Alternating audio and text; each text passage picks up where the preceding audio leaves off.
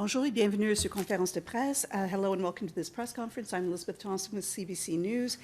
Today we have with us Mr. Bill Blair, President of the King's Privy Council for Canada and Minister of Emergency Preparedness, who will be speaking about Canada's national risk profile. Mr. Blair.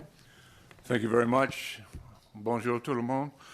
Good morning, everyone. Thank you very much for joining me here this morning. I'd like to begin by acknowledging this morning that we are gathered on the traditional territory of the Algonquin Anishinaabe people. Before I begin today's announcement, I'd like to acknowledge some very important things. Last night, tragically, an OPP officer and two of his colleagues were shot in a community just to the east of our city. And tragically, one of those OPP officers, Sergeant Eric Mueller, has lost his life. This is a very difficult situation for his community, his colleagues, and of course for his family. I just wanted to express my condolences to all of them. I also want to acknowledge the unprecedented wildfire situation currently taking place in Alberta. It's a good opportunity to thank the hardworking firefighters, first responders, emergency staff working around the clock to protect Albertans and to manage the fires, and to all of those who have been forced to evacuate. I'd like them to receive my assurance that we are working closely with the province of Alberta through the Government Operations Centre to mobilize the resources that they need. Last night, we responded positively to the request of assistance that we received from the province of Alberta. We are already moving resources into those communities from the Canadian Armed Forces and other resources to provide the assistance that they requested.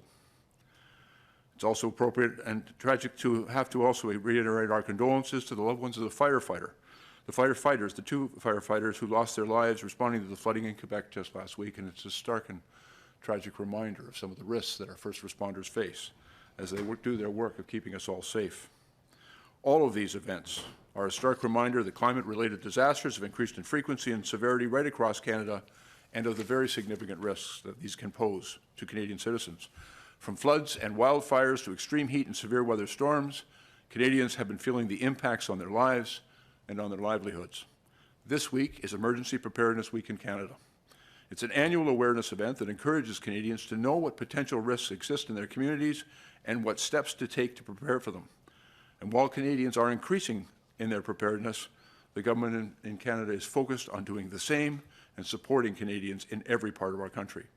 And one key way that we can do that is to provide a truly national picture of the disaster risks facing Canada, along with a suite of tools and measures in our toolkit to help Canadians address them. Today, we are releasing the first ever National Risk Profile public report. And this report examines disaster risks from three of the most concerning hazards facing Canadians: earthquakes, wildland fires, and floods. And there's an additional section in this report on the cascading effects of pandemics like COVID-19 upon these hazards. And for the first time ever, there will be a national snapshot of disaster risks to inform the decisions that we make and to help us all build resilience. The National Risk Profile provides Canadians and their communities with a better understanding of the risks that they face so that they can prepare for, manage, and recover from emergencies. I'd like to highlight that in this report, we have based it upon broad public engagement along with stakeholder engagement from all sectors across Canada. And that's essential because it's the individuals and communities who live with the decisions that are made, whether they come from different orders of government or the private sector. And I'm also pleased to note that the National Risk Profile supports the emergency management strategy for Canada's first and second priorities, which are enhancing the whole society collaboration and governance so that we can strengthen our resilience together, and in improving the understanding of disaster risks in all sectors of our society. The National Risk Profile is a key action under our National Adaptation Strategy, and it is a foundational piece of emergency preparedness work. Findings from the National Risk Profile are allowing us to take action on disaster risk. For example, by training 1,000 new firefighters, improving monitoring of wildland fires, preparing to launch a national earthquake warning system in 2024, and examining home flood insurance needs of First Nations and all Canadians. This is on top of the very many steps that our government is taking to build resilience and increase our preparedness. This includes, among many things, an investment of $15.3 million through Budget 2023 to build a publicly accessible online portal where Canadians can access the information on their exposure to flooding, and millions more to create a low-cost flood insurance program for those at high risk, identifying high-risk areas and implementing a modernized disaster financial assistance arrangement program to incentivize mitigation efforts. I'd like to take this opportunity to thank our dedicated officials who have worked hard on publishing this important report. I want to thank our colleagues and partners, including our partners in provincial and territorial governments, municipal and local governments, Indigenous partners, academia, the private sector, and most importantly, Canadians from coast to coast, for always being ready to work together and for their input into this important report. I am confident that will help make Canada and Canadians more resilient and safer. Thank you very much, and I'll be happy to take any questions that you may have. Thank you, Thank you, Minister. We now go to questions. One question, one follow-up. We will go room and then Zoom, and we have about 20 minutes. If you'd like to ask a question, please raise your hand. Okay. Mylène Crête, La Presse. Hi, Minister. Why include earthquakes in that first strategy when these days or these years we've been mainly experiencing flooding and wildfires? Yeah, thank you very much. And it's an important question. I'm pleased to have the opportunity to explain. Our decisions on what to prioritize in the national risk profile, and there are many hazards, and this is the first stage of future work, but we focused on those events which are either of high frequency or high impact.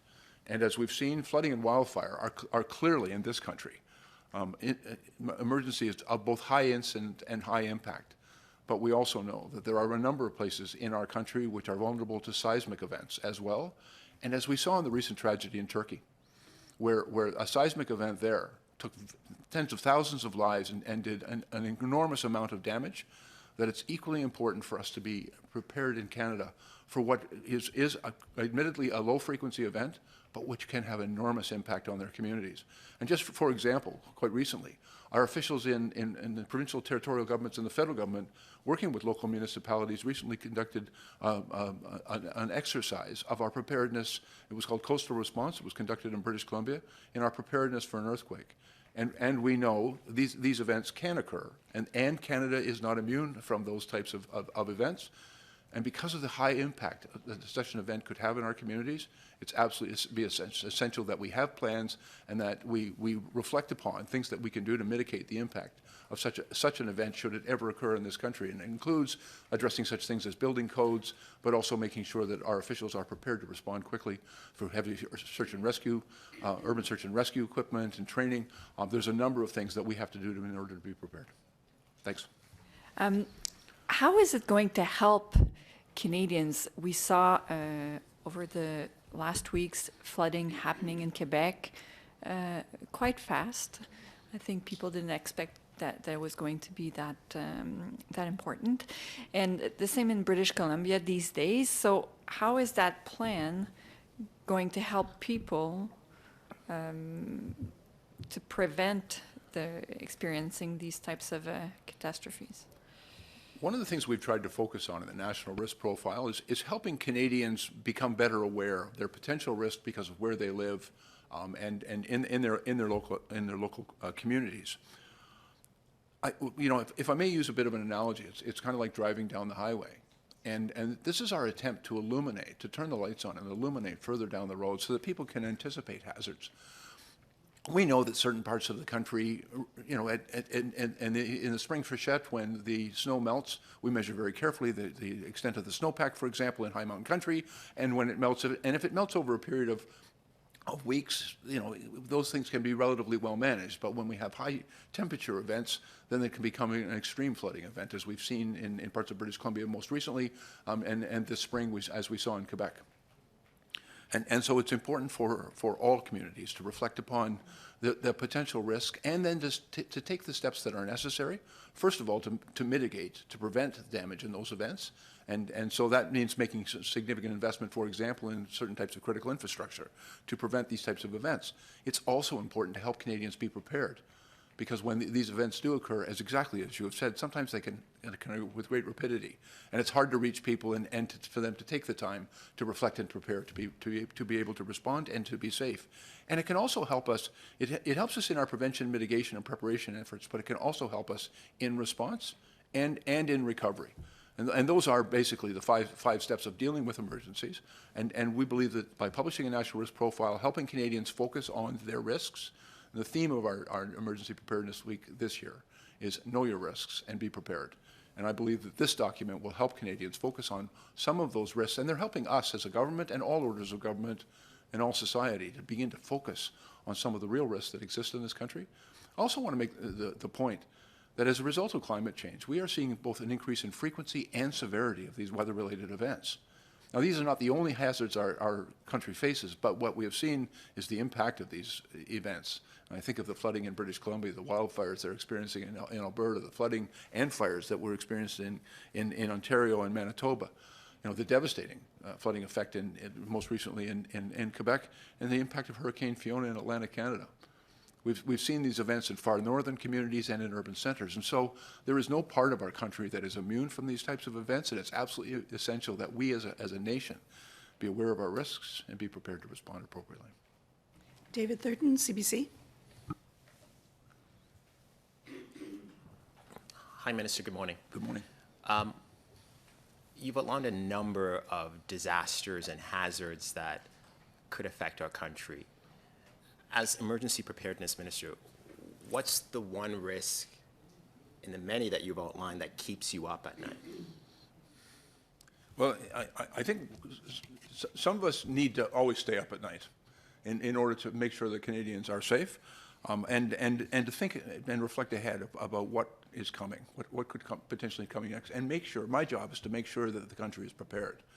These events are going to take place, and we've seen an increase in their frequency and severity, as I've indicated, and my greatest concern is that in every part of the country, we be prepared to respond, and when Canadians need us, that we be able to mobilize our resources and move quickly, to, first of all, to make sure they're safe, and then to help them in the recovery from these events. And we have seen, for example, wildfires that in just a few minutes burned through the town of Lytton in British Columbia. And now, a year and a half later, that community is still struggling to rebuild, and many of those people have been displaced from their homes. That's an important community in this country, and we want to make sure that we can help people recover. So I'm increasingly confident, working with my provincial and territorial partners and working with the Government Operations Centre and all of our federal resources, that people are very focused on how to respond and be there for Canadians when these disasters occur. We've got a great deal more work to do to mitigate and to create greater resiliency in every part of Canada in response to these events. And it's important that we look at predictive models about not just where we are, but where we're going. And so simply rebuilding back as we once, if we build it back exactly as it was previously, we remain vulnerable. We leave Canadians at risk. And that's why the thing that keeps me up at night is how do we build back a more resilient country? How do we really focus on disaster risk reduction for Canadians to keep our communities safe? And then as well, when these events occur, I'm always compelled by the urgency of coming to people's assistance and helping them to recover, to get back to their lives and to be safe. So basically you're saying you don't sleep. Well, you know what, I think I'm not suggesting that. I think the country needs to be, those of us who have a responsibility for, I don't think there's a higher responsibility for any order of government than keeping their citizens safe. And I think it requires all of us to be thoughtful and vigilant about keeping our communities safe, to improve our resiliency, and to be there to respond and to help people recover. About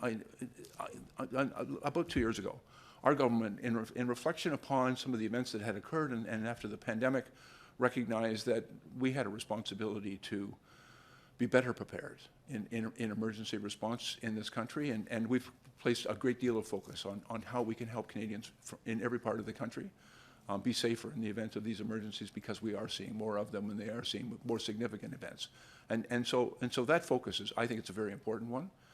We're investing resources, but we're also investing an enormous amount of effort, and it's a collaborative effort, because the federal government alone it can't do this. We do it in partnership. We do it with municipal governments. And every town I go see the mayor, and we talk about how do we keep their communities safe. And with our provincial and territorial partners. And there's not a lot of partisanship in emergency response. People really understand that we have to come together and work together to get this right. Your sleeping habits wasn't my follow-up. My follow-up was actually your report outlines what is the risk, how we need to respond, but it doesn't say where these risks are particularly acute. So when are we going to see flood mapping? you've already committed to this, but you haven't committed to earthquake or fire mapping. So would you commit to that today, that we're going to see a map of where these risks are most acute? Yeah, I will tell you, last year, for example, we did release a fire risk map. We work very closely with the provinces. Many of those maps are actually most useful in local jurisdictions, so the provinces do this as well. I was watching your TV station the other day, and they showed, you know, the risk for this coming weekend in Alberta. And I thought that was very helpful.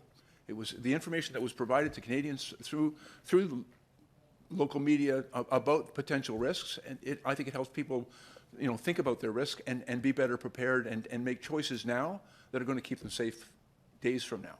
And so I'm in complete agreement. That information, one of the challenges of these profiles is we do it based on you know, pretty exhaustive assessment. We work with provinces and territories. We work with NRCan and Environment Canada. We issue alerts with respect to environmental conditions through Environment Canada on a very regular basis to let people know about wind events, heat events, rain and snow events, to help them make decisions and manage the impact of those events. And those alerts are really very important. We know national public alerting systems need to be improved in every jurisdiction, and that's part of the work that we are undertaking.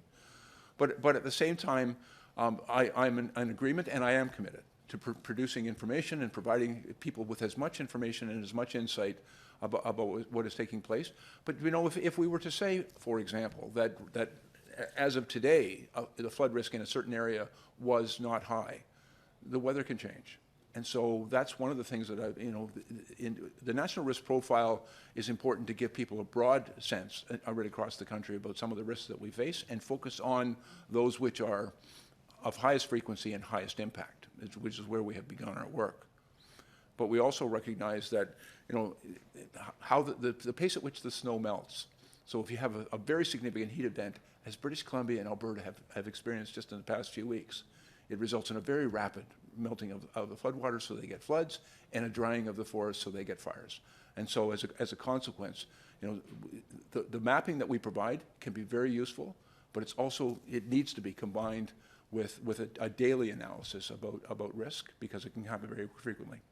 You know, we were able, I'll also point out, last year during Hurricane Fiona, I thought Environment Canada did an extraordinary job of informing people and being predictive of where the storm was coming, where it was likely to land in Canada. And that information enables people, when people have early warning and they know what to do with that in response to that warning, we can reduce casualty and damage by as much as 30%. And so all of those things, the more information we're able to provide Canadians, the safer they can be. Valérie Gamache, Radio-Canada. Good morning, Minister. Can you give us some detail about your low-cost insurance program for flooding? Will it be, publicly found, or how will it work? Yes, ma'am. I met with leaders in the insurance industry and the Insurance Bureau of Canada just earlier this week. As you're probably aware, I set up a national advisory table on flood risk because there is a complexity to it. And just to sort of explain why that is necessary, there are quite a number of places in our country where people live on a flood risk plain, where they're at high risk of being flooded out. And yet that information, first of all, is not readily available to them. It's one of the reasons we're investing in flood mapping, and we are developing and will be introducing, hopefully within the next 12 to 18 months, a flood risk portal, which will enable Canadians and municipalities and communities to get real data, accurate and reliable data as to the full nature of the risk that any particular location may have with respect to flood. And in the past, many of those areas were described as being on a 100-year flood risk plain or a 300-year flood risk plain. But with climate change, those timelines are truncating very significantly, and as well, the risks are simply getting higher. And so we want to make sure Canadians have that information so that they can make good decisions. One of the challenges is that for many of those people living on a floodplain, they cannot get overland flood insurance. It's simply not available. And so we've been working very closely for the past 2 years with the insurance industry in the development of a national flood insurance plan that will enable Canadians to gain access to this. For the vast majority of those Canadians, the insurance industry is perfectly capable of doing that as long as they have the actuarial data from that flood mapping to determine the level of risk. And so we've been working very closely to create that data and make sure that it's available to them. But there are also some other locations where frankly the risk is so high and that it's very difficult for the insurance company in and of itself to provide the utility of flood insurance in those locations. And so we are also looking at a number of different ways in which the federal government can provide support and assistance to underwrite some of that risk so that insurance is available. And if I may explain one of the reasons that's so important, I also manage and am responsible for managing on behalf of the Government of Canada the Disaster Financial Assistance Arrangement. This is an arrangement by where certain damages are eligible for compensation by the federal government through the province. So the province sets the disaster financial arrangement with their citizens in the aftermath of an event. They do it based on the eligibility criteria, and the federal government will pay up to 90% of the costs of recovery. But unfortunately, what we have seen over the past, well, first of all, over the past 50 years, we've spent about $80 billion, but 75% of that has just been in the last 10 years. And so the cost of that is increasing almost exponentially. In order to manage that cost, what we found is that in many places, we're just going back every 3 or 4 years and helping rebuild in exactly the same place in exactly the same way. And so I want there to be a focus on mitigation and on building resilience. It's very important we be there to help Canadians recover. But in recovery, I want them to recover stronger and safer. And so we've been working on doing that. But one of the things that determines eligibility is whether or not the event was insurable. And for most of the floods, which is by far our most expensive expenditure, insurance simply is not available. So it makes sense to us that we should make available accessible insurance, affordable insurance for flood, to Canadians so that they can take the steps necessary to protect themselves. And it's also, I think, a better way to manage public dollars so that we use our dollars wisely to create resilience and not just simply to rebuild the way it was before. I understand that this program will be focusing on flooding. Why not including earthquake and forest fire? Yes, ma'am. And you're absolutely right. Flooding is a really good place to start.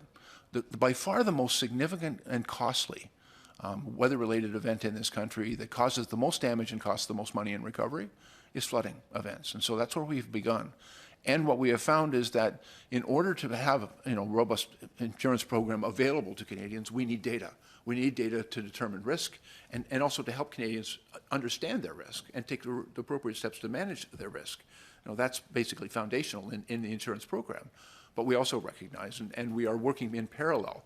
I think the priority is the development of a flood insurance plan, but the way in which we're able to structure that will allow us then to take very quick steps to also provide insurance to Canadians for earthquake and other hazards as well. Like not everybody, for example, if you live in an urban center, needs wildland, overland fire insurance, but they have fire insurance for their home for other types of fires.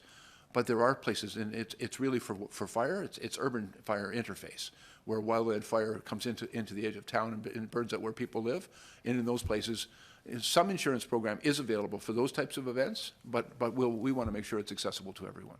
There's also, I would be remiss if I did not acknowledge that sometimes Indigenous, First Nations, and remote northern communities are the most vulnerable to these types of events, to both flooding and fire events.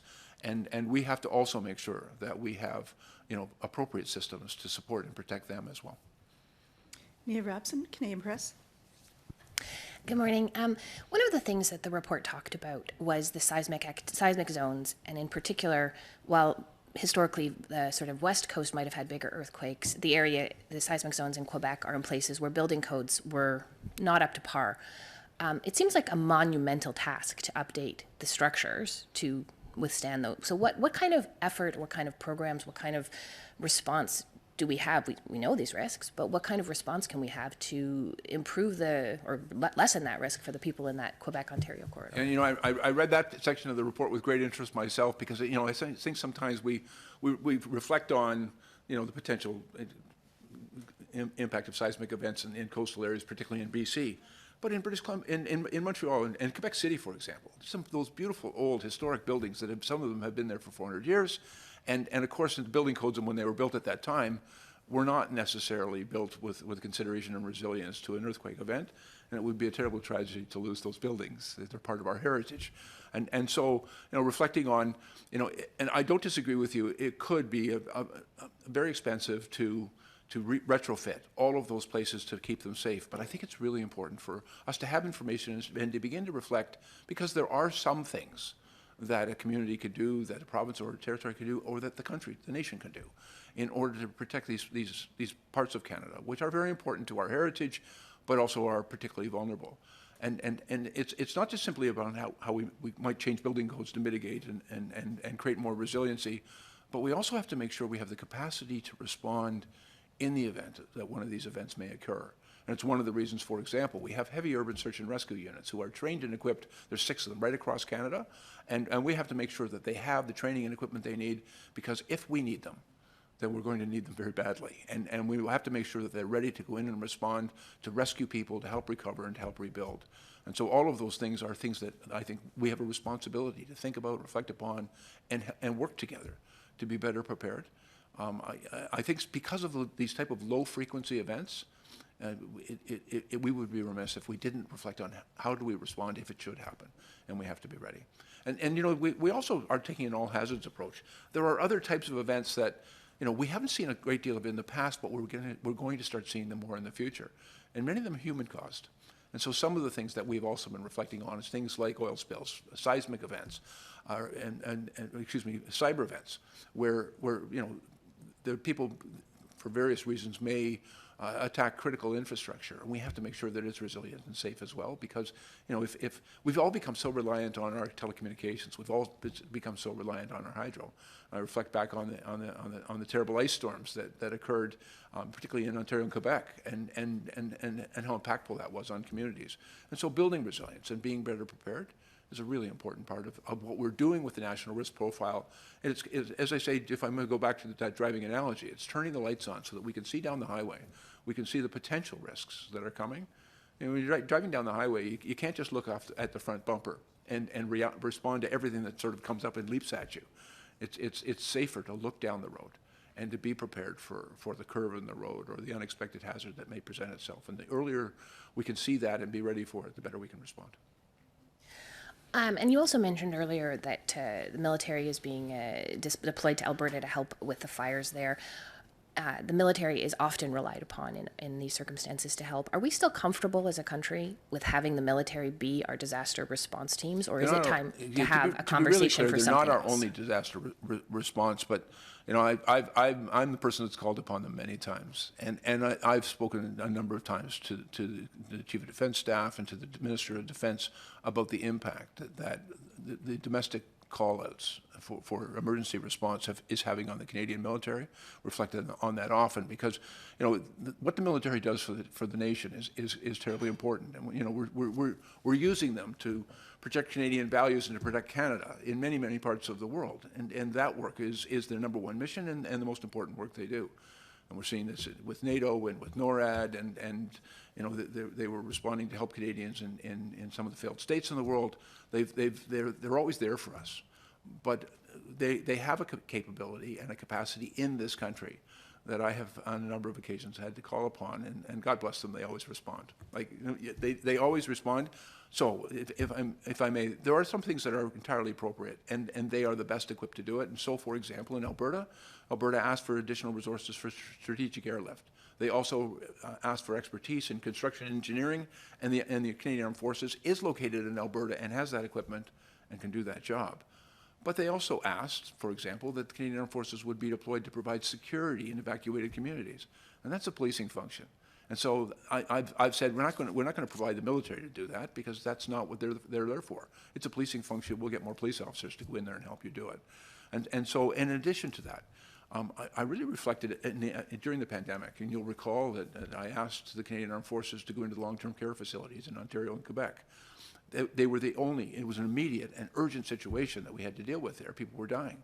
And so, God bless them, the Canadian Armed Forces responded, but we very quickly realized that that was not the most appropriate deployment. And so we reached out to some of our civil society partners, the Canadian Red Cross, the Salvation Army, the St. John's Ambulance, the Search and Rescue Volunteers Association of Canada, created and built capacity for a humanitarian workforce so that we could use Canadian volunteers with these great organizations that are our partners to build capacity to respond. And there are a number of organizations across this country who do that job. we are also reflecting on ways in which we can build a more resilient response to these types of events without having to call upon the Canadian military. Sorry for the long answer to that, but it's something I think about a lot, and I've been working very closely with the Canadian Armed Forces and particularly with the Minister of Defence, who's very, thoughtful about first of all, that they are often the best response that we can provide in an urgent situation, but we also recognize the impact that it has on them. Mike, what I was trying to get at, though, is if it's time for Canada to have a separate disaster response agency that, can use military capability if, like, airlifts are needed, for example, but is more able to, do all of the things that are required. And it's a good question. I've recently met with the FEMA administrator in the United States, for example, and of course we know that a number of our international partners, the United States, the United Kingdom, other European countries, have different ways of responding to this. We are challenged both by the vastness of our country and by the ability to stand up and maintain those resources in every part of the country. Frankly, I will always envision that when we need them, the Canadian Armed Forces will be there for Canadians.